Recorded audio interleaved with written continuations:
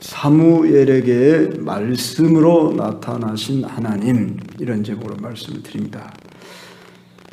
여호와 하나님께서 사무엘에게 3번이나 이미 불렀습니다.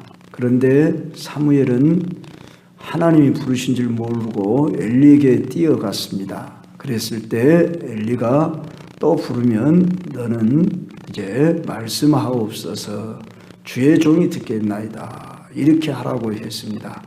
하나님은 4번째 또 사무엘을 불렀습니다. 사무엘아, 사무엘아, 이렇게 불러서 말씀하옵소서, 주의 종이 듣겠나이다, 이렇게 응답을 하니까 11절부터 14절에 이르는 하나님이 엘리 제사장 집안을 향한 심판과 저주의 말씀을 하고 있습니다.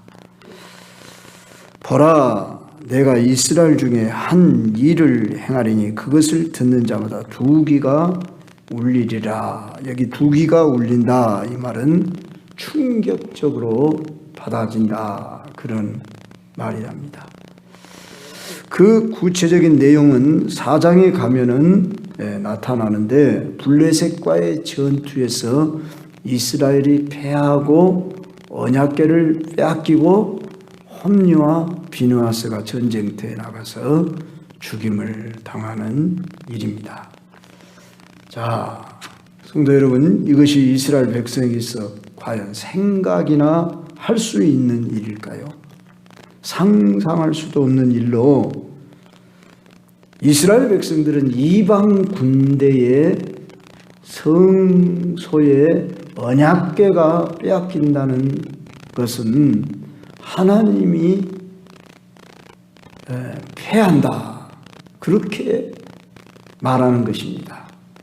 언약궤는 하나님이 임재해 계시는 곳인데 언약궤는 사람이 만지면 즉사합니다. 그렇기 때문에 그 언약궤의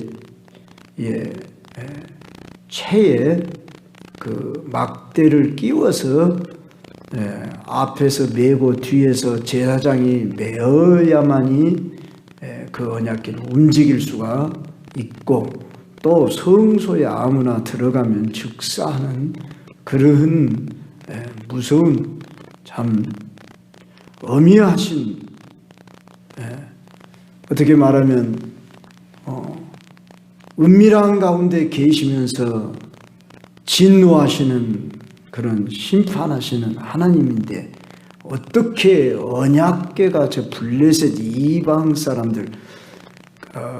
사람들 그러면 유대인들은 할례도 받지 않는 사람들, 이렇게 한마디로 개돼지 취급하는 그런 사람들, 지옥의 땔감들, 이렇게 이해를 하고 있습니다.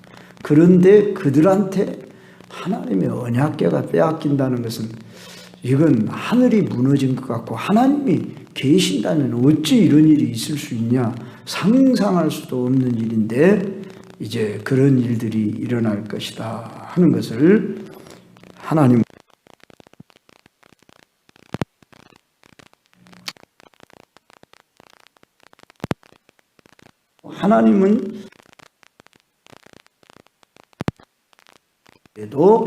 하나님이 이방 사람들에게 언약궤가 빼앗기도록 허용을 해주고, 또 하나님의 제사장들이 잘못을 했기 때문에 하나님께서는 그 제사장들을 죽이시기까지 하시는, 그래서 우리는 여기서 뭘 알 수 있냐면, 하나님은 어떤 장소, 어떤 무엇, 그것에 무슨 신비한 능력이 있고 거기에 어떤 무엇이 있는 것이 아니라, 하나님이 거기 함께 거하셨기 때문에 의미가 있어요. 그러나 하나님이 떠나버리면은 한낱 물건에 지나지 않는다, 그런 말씀이지요.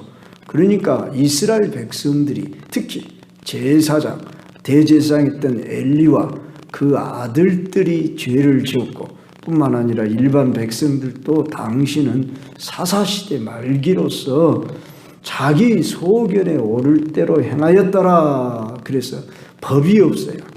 자기들 좋을 대로 그냥. 물론 모세가 이미 전해준 십계명을 비롯해서 법이 다 있음에도 불구하고 그들은 그런 것들을 까마득히 잊어버렸어요. 왜? 지도자가 없고, 이미 우리가 살펴본 대로 3장 1절에 여호와의 말씀이 희귀하여 이상이 흔히 보이지 않았더라 하는 이 한마디 말씀 속에서 그 시대에 하나님이 계시하시는 역사하시는 말씀이 없으니까 백성들이 혼란에 빠지고 한마디로 우둔해지는 그런 상황에 대제사장마저도 그러하고, 더더구나 대제사장의 두 아들은 성전에 수종드는 여자들과 음행하고 또한 고기나 탐내고 그러면서 온갖 죄를 다 저지르고 있으니 참 하나님이 지금 심판을 하시고 계시는 것을 우리는 볼 수 있습니다.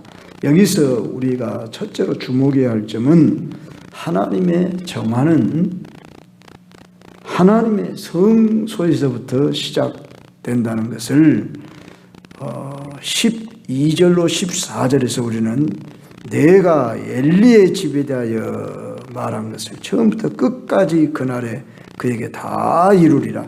내가 그의 집을 영원토록 심판하겠다. 그러면서 14절 계속 엘리의 집 이런 말씀을 하십니다. 자, 엘리의 집이 어떤 집입니까? 대제사장의 집. 가장 거룩하고 하나님의 뜻에 가장 가까이 있다고 하는 사람들이 타락하니까 하나님은 하나님의 성소에서부터 심판하시겠다 하는 것입니다. 이걸 엘리가 모르고 있지 않았습니다. 알았습니다. 그래서 13절에도 보면 그가 아는 죄악 때문이니 그랬어요. 지금 자식들이 무슨 죄를 짓고 있는 것을 다 알고 있어요. 물론 엘리가 그 자식들을 그리하지 말아라 그러고 권하고 했어요. 그걸로 권하는 걸로 끝난 게 아니라 권해도 아들들이 말을 듣지 아니하면은 비상수단을 써야 하는데도 불구하고 그리하는 것이 좋지 아니하니라, 내게 들리는 소문이 좋지 아니하니라 말로만 했단 말이에요. 여기서 우리는 제사장이라고 하는 그 가정이 오늘 이 시대는 누구냐 하면은 우리 모든 믿는 사람들입니다. 물론 목사를 비롯해서 장로님들을 비롯해서 오늘 우리 모든 성도는 너희는 택하신 족속이요 왕 같은 제사장들이니라 그랬습니다. 이 세상 사람들이 오늘 우리를 볼 때는 물론 그렇게 보지를 못하죠. 그들은 눈이 어두워져서. 그러나 하나님이 오늘 이 세상과 교회를 놓고 볼 때에 성소에 전을 이루는 사람들이 오늘 예수 그리스도의 피로 사심받은 우리들이다. 우리가 이것을 인식해야 합니다. 그래서 이 세상이 얼마나 죄가 많냐 그것도 보시지만은 아무리 세상이 죄가 많아도 하나님의 백성, 하나님의 사람들이 정결하고 하나님의 사람들이 하나님과 교통하고 세상을 변화시켜 나갑니다. 그러니까 이 세상을 변화시켜 나갈 곳은 교회밖에 없다. 이렇게 우리가 인식해야 합니다. 세상이 뭐 교회를 무시하고 뭐 어쩌고 그거 상관없어요. 핍박을 하고 그러고 중요한 것은 오늘 우리가 어떤 존재로 있느냐 이것을 우리가 인식하는 것이 중요합니다. 그래서 우리는 세상 사람들에게 우리가 어떻게 보이느냐 그것보다도 하나님이 우리를 오늘 보실 때 어떻게 보시느냐 이게 더 중요하다 그 말이죠. 어차피 세상 사람들은 우리를 바로 이해하지 못해요. 성령 충만하고 정결하고 정말 우리가 빛되고 소금된 직분을 다하면 세상이 우리를 두려워하고 또한 세상이 우리를 결국은 존경하도록 되어 있습니다. 그러므로 오늘 우리는 참 우리의 신분이 중요하다는 것입니다. 오늘 여기 엘리 보십시오. 엘리는 사무엘상 2장 25절에서 이렇게 말했어요. 사람이 사람에게 범죄하면 하나님이 그런 말이라고 그랬죠. 만일 사람이 여호와께 범죄하면 누가 그를 위하여 간구하겠느냐 그랬습니다. 여호와께 범죄하면 그렇게 말했어요. 그러니까 인간과 인간관계에서 좀 잘못을 하면은 하나님이 어느 정도 눈 감아 주실 수도 있지만 하나님 앞에 범죄하면 그 말은 바로 하나님의 사람들이 하나님 앞에 죄를 지으면 그런 말입니다. 세상 사람들이 죄를 짓는 그 도수는 물론 그것도 큰 죄악이지만 한번 성경을 펴놓고 보십시오만은 이스라엘이 거룩하지 못하면 세상 사람들로 하여금 이스라엘을 짓밟게 한다 그 말입니다. 오늘 여기 이야기도 블레셋 사람, 지금의 팔레스타인이란 말이 블레셋에서 나왔어요.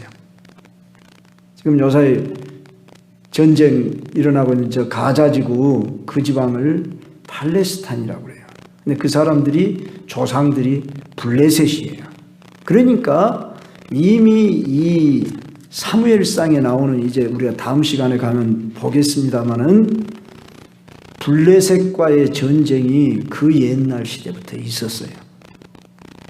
그런데 이스라엘이 이스라엘답지 못하면 하나님은 저 블레셋 사람들에게 짓밟히도록 그들에게 내줘버린다는 말입니다. 오늘 우리는 이런 것들을 생각해 볼 때에 얼마나 우리가 중요한 위치인가 이것을 알아야 돼요. 소돔 고모라 성이 멸망할 때 의인 10사람만 있으면 내가 멸망하지 않겠다 그랬잖아요. 소돔 고모라 사람들이 얼마나 죄가 많냐 그것보다 의인이 몇 명이 있냐 그게 더 중요하다 그 말입니다. 그런 가운데 이 나라와 민족이 사는 길은 오늘 교회가 바로 서야만이 이 나라가 민족이 소망이 있다 그 말입니다. 즉 다시 말하면 우리 교인들이 오늘 예수 믿는 사람들이 바로 서면은 이 사회는 달라집니다. 이 세상이 뭘로 달라질 수 있어요? 경찰서 많이 짓고 법을만 강화시키고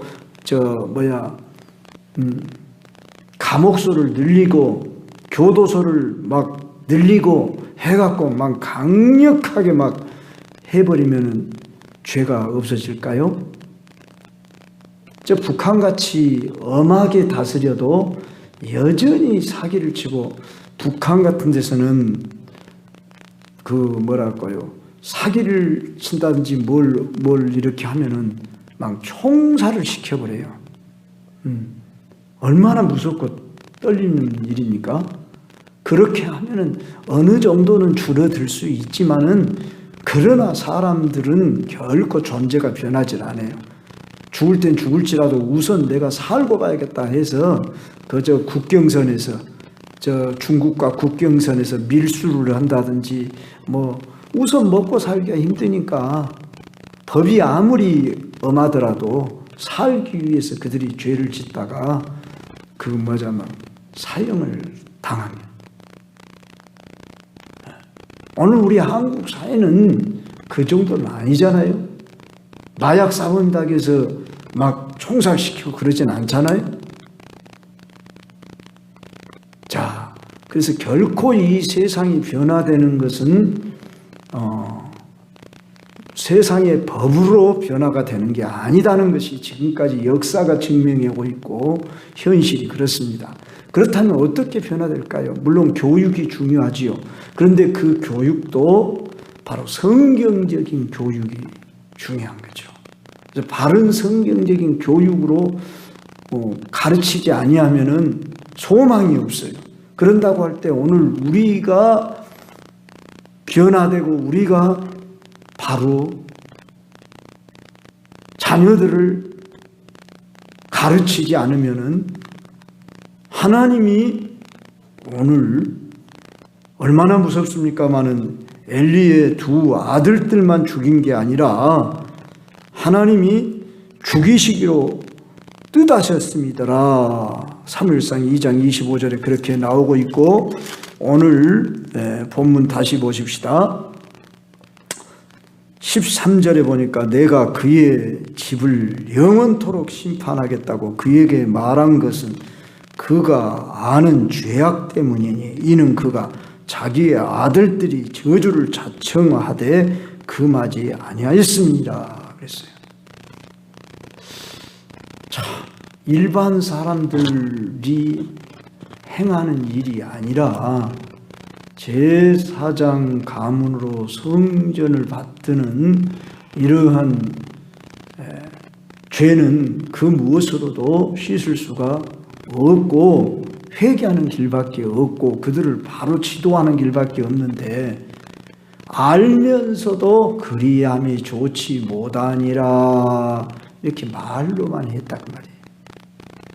오늘 저와 여러분은 참 물론 힘든 것이 자녀들을 우리가 우리 마음대로 할 수 없다는 것이 참 힘든 일입니다.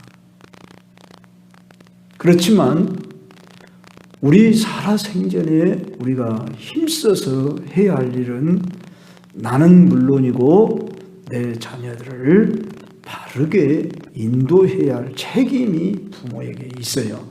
자녀들만 책임을 물은 게 아니라 지금 엘리에게 책임을 묻고 있다고요.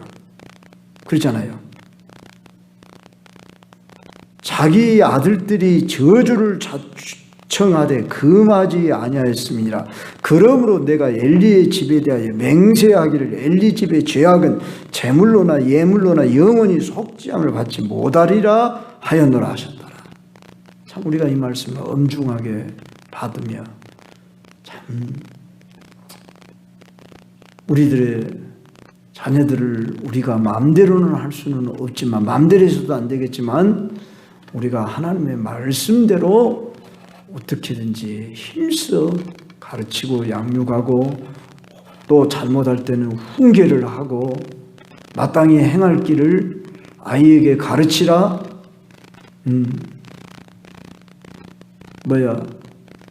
아이를 차마 때리지 못하는 자는 그것이 바로 자식을 미워하는 것이라고 그랬어요. 사랑하는 자마다 자식을 채찍질 하나니 그랬어요. 물론 다 장성한 아이들을 때리란 말이 아닙니다. 그렇게 하라는 말이 아니에요. 꼭 매를 들어 때리는 것만이 때리는 게 아니라 말로 무섭게 거기에 따르는 어떤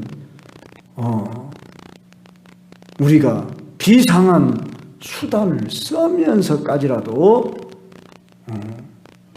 그들을 바로 세워야 할 것이 부모의 책임이다.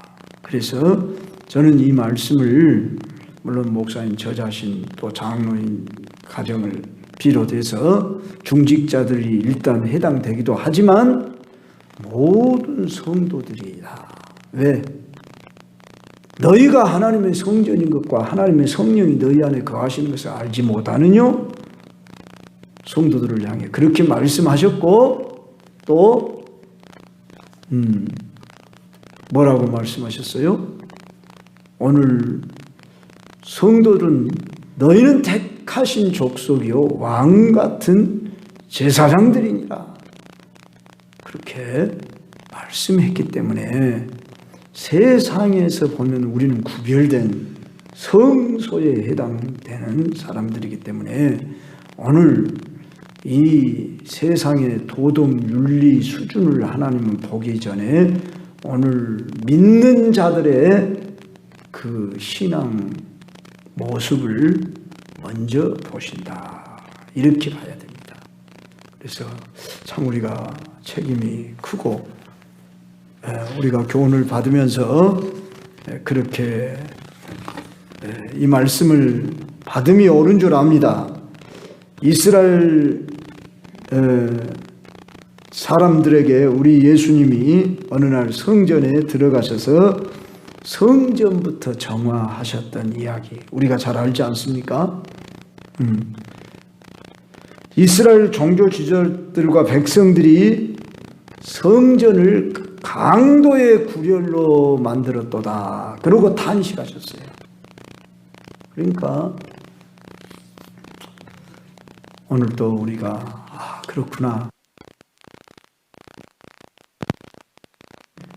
말하는 것으로 우리가 족하지 말고 우리는 오늘 내 모습을 보면 되리라 봅니다. 우리가 교회를 향해서 비난하는 것은 누워서 침 뱉깁니다.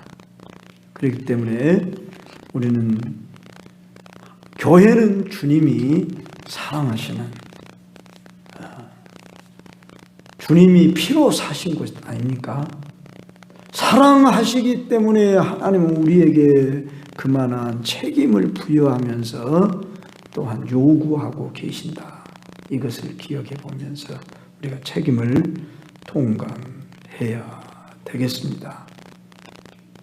이 시대의 제약상을 보고서 우리가 애통하지만 우리 자신을 보고 우리가 오늘 이 세상이 이렇게 악해지고 음란해지고 타락의 길로 간 것은 오늘 교회가 교회다운 모습을 취하지 못해서 그렇구나.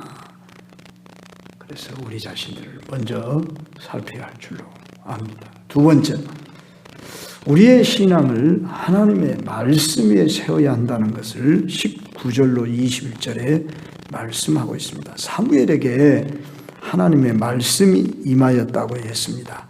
그런데 사무엘이 계속 자라면서 하나님이 그와 함께 계셔서 그의 말이 하나도 땅에 떨어지지 않게 했다.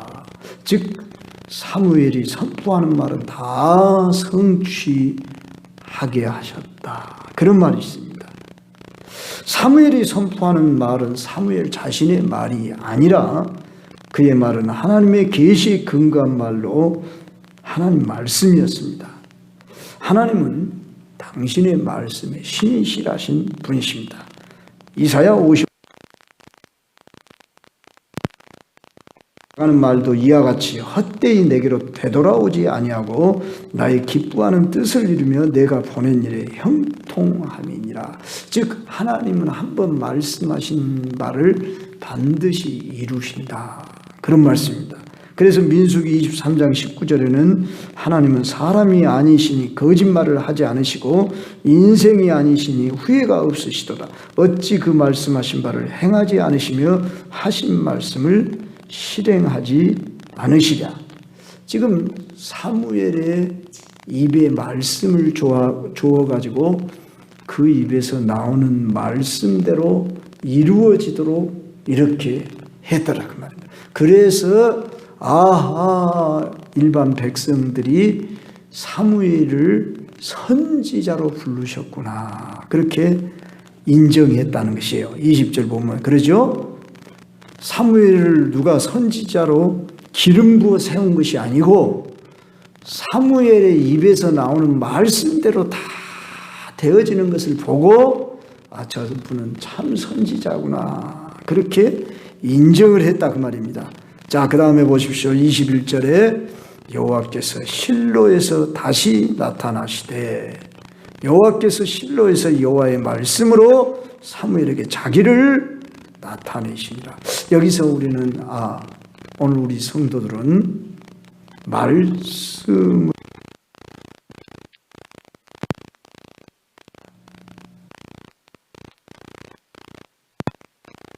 하나님의 말씀이 사무엘에게 임하였고 사무엘을 통해 나타내셨기 때문에 사무엘이 선지자요 제사장이 되었고 마지막 사사로 되어진 것입니다.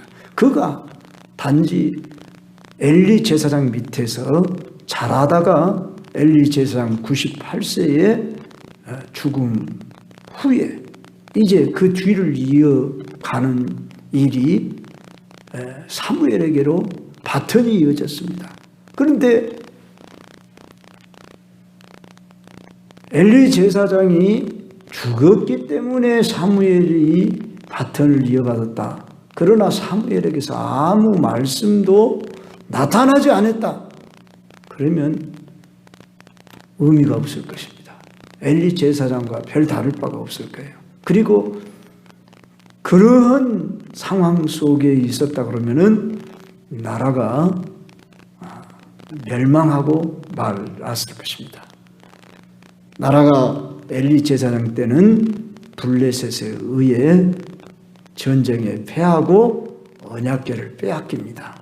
그러나 사무엘이 다시 그 언약궤를 찾아오고 그 백성들을 물리치는 이런 역사를 진행해 나가는 것은 오직 하나님이 사무엘과 함께 하셨기 때문이라. 그런 말씀.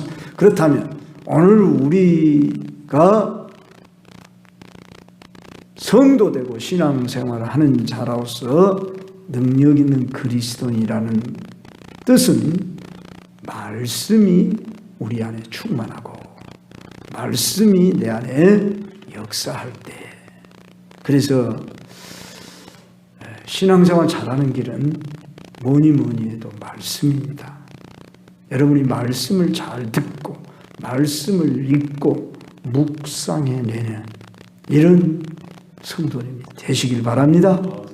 오늘 이 시대의 말씀은 어떻게 보면 홍수와 같이 얼마나 성경을 다 가지고 있잖아요. 우리는 가지고 있고 들을 수 있고 핸폰만 키면 뭐 성경 낭독도 나와요. 성경도 여러분 핸폰에 치면은 성경 전체가 다 나와요. 요새는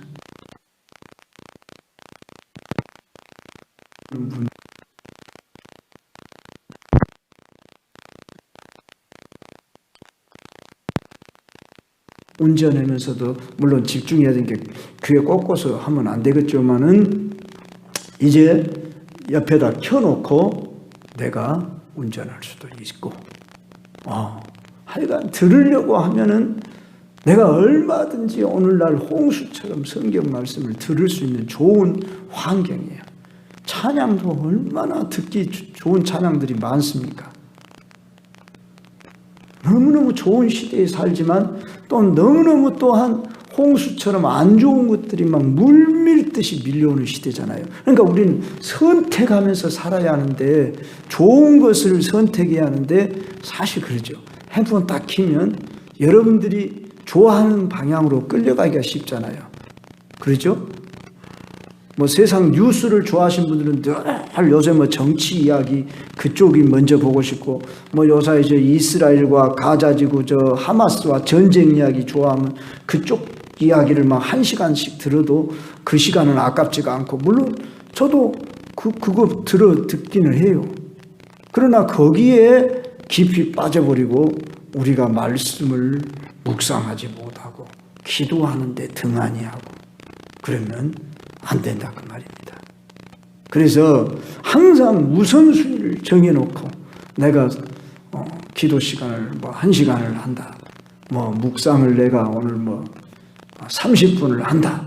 그렇게 한번 정해놓고 여러분 시간을 먼저 그걸 해놓고 다른 일 하지 않으면은 우리가 정말 시간 날 때 내가 하려다 그러면은 우리 언제 시간 납니까? 오전부터 해지도록까지 피곤하지. 바쁘시잖아요. 그렇기 때문에 우리 예수님도 새벽 오히려 미명의 한적한 곳에 가서 기도하시더니 사역을 하루 종일 해놓고도 예수님은 또 산으로 올라가셔서 하나님과 교제하는 그런 시간을 가졌더라. 그것입니다.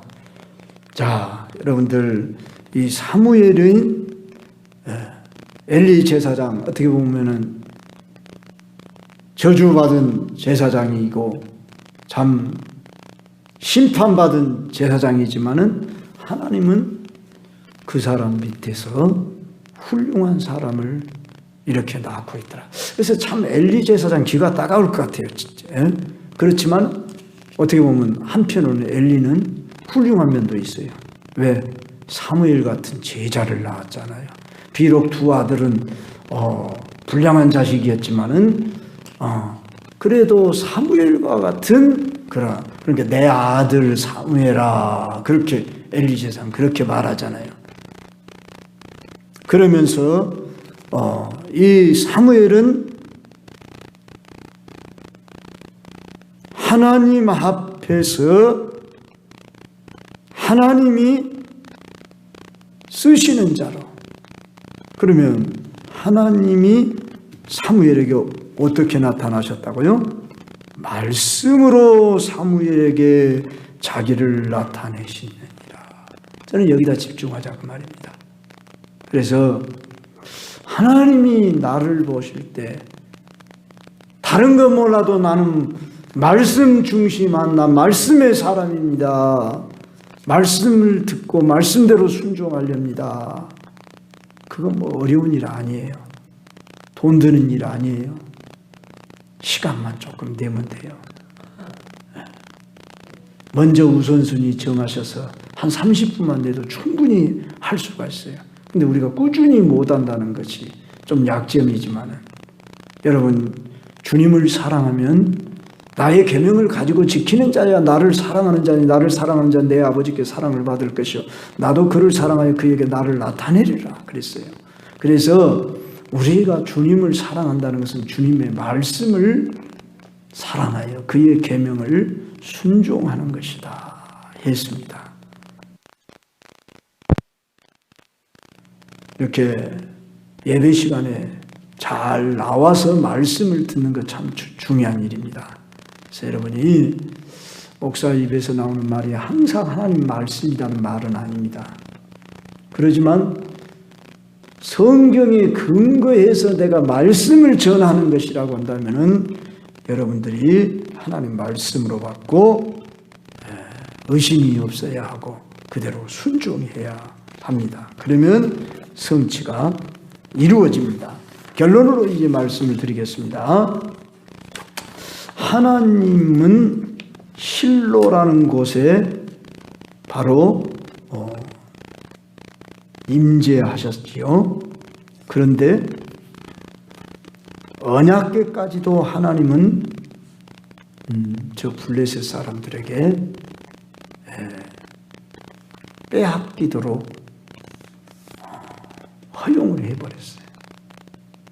이제 우리가 다음 시간에 그 부분에 대해서는 더 많이 다루기로 하겠습니다만은 여기서 우리는 중요한 것은 어떤 장소, 어떤 사람, 어떤 직분보다 중요한 것은 물론 사람이 중요하지만 엘리가 대제사장 두 아들이 제사장이라고는 직분이 중요한 것이 아니라 자기의 상태, 자세, 하나님 앞에서 자신이 어떤 사람으로 서 있느냐 이것이 중요했더라는 것입니다. 사무엘은 그저 엄마가 서원을 해가지고 엘리 제사장 앞에 데려다만 놨어요. 그런데 이 아이는 순종을 했어요. 그렇지 않습니까? 그가 한 일은 순종한 일밖에 없어. 엄마가 어렸을 때 겨우 4살 먹어서 그를 성전에다 바쳤어. 그런데 자기는 그것을 견뎌내고 순종한 것밖에 없어. 그런데 어느 날 한 12살쯤 먹었을 때 사무엘아 사무엘아는 음성을 들었을 때에 자기는 엘리 제사장이 부른 줄 알고 갔었지만 결국은 하나님이 부르셨다. 그리고 하나님이 그에게 엘리 제사장 집안에 대해서 사무엘에게 임하였다 했을 때 참 이상하잖아요. 엘리 제사장의 일이니까 엘리 제사장이나 그 아들들에게 임해서 혼을 내줘야 할 것 같은데 하나님도 오래오래 참으시다가 도저히 못 참으시고 이제 어린 사무엘에게 바톤을 이어주려고 직분과 상관없이 이 어린 사무엘에게 말씀이 임했다는 것은 하나님이 그 부모들의 기도와 헌신과 또 사무엘의 순종함을 보고 하나님이 이 사무엘을 쓰셨다 하는 것을 우리는 알 수 있습니다. 그래서 우리는 직분이 중요하지만 그 직분을 감당할 때 그 직분이 빛이 나는 것입니다. 그래서 사무엘이 빛이 난 것은 그가 구약의 참 산중직에 가까운 그 직분을 가지고 나라를 구하고 이제 왕정체제로 나아가는 길을 인도하는 다리를 놓는 이런 중보자의 위치에 사명을 감당한 사람이 사무엘이었습니다. 이제 우리가 앞으로 계속 보게 될 것입니다. 그래서 오늘 우리는 이 세상이 왜 이래 하기 전에 알고 보면 교회가 왜 이래 그래야지요. 그런데 왜 이래가 아니라 우리는 알지요. 하나님 앞에서 교회 일꾼으로서 하나님의 사람으로서 내가 바로 서지 못해서 오늘 세상이 이렇게 된 거야. 더 많이 회개하고 이 나라와 민족과 열방을 위해서 우리가 기도해야 합니다. 그러면서 느헤미야가 저 멀리 떨어져 있는 그런 왕궁의 그 술관원장의 위치에 있어서 자기는 구태여 저 멀리 떨어져 있는 자기 동족의 나라를 그렇게 염려하지 않아도 자기는 전혀 신상의 피해가 없음에도 불구하고 수일 동안 금식하며 울며 간구하면서 기도를 할 때 왕이 그에게 다가와서 네 얼굴이 왜 수색이 그러냐 그러고 물어봤을 때 그가 준비가 다 되어져 있었잖아요. 그래서 나를 우리 동족이 지금 성문이 다 해파되고 성이 무너졌습니다. 거기를 수축할 수 있도록 나를 보내주십시오. 그래 내가 너를 보내준다면 네가 어떻게 할래? 자기는 다 계획을 가지고 있었지 않습니까? 그만큼 기도하면서 하나님 앞에 지혜를 얻어 준비된 자로 서 있으니까 하나님이 이 느헤미야를 보내서 그 이스라엘 나라를 시대를 건져내게 하셨습니다. 우리는 어디에 있든지 어떤 상황에 있든지 하나님이 우리를 통해서 우리의 가정을 통해서 교회를 통해서 주여 이 사회를 변화시켜 주옵소서. 이 민족을 살려 주시옵소서. 저 청년 시절 때는 나라와 민족을 위해 많이 기도했던 것 같습니다. 구국 기도 성회 그리고 막 나라를 민족을 위해 많이 기도했는데 지금은 그런 것이 좀 많이 사라진 것 같습니다. 물론 기도 안 한다는 게 아니지만 그래도 그때와 같이 그렇게 뜨겁게 막 기도하던 그런 열정이 좀 사라진 것 같습니다. 오늘 우리는 누구 탓하지 말고 교회를 보고 우리가 왜 누가 어쩌고 저쩌고 교회가 이렇고 저렇고 내 모습만 보면서 내 자신부터 바로 서면 소망이 있습니다. 우리 가정이 소망이 있으면 우리 교회가 소망이 있습니다. 할렐루야. 이런 우리가 되도록 우리가 참 변화된 사람으로 살아가십시다.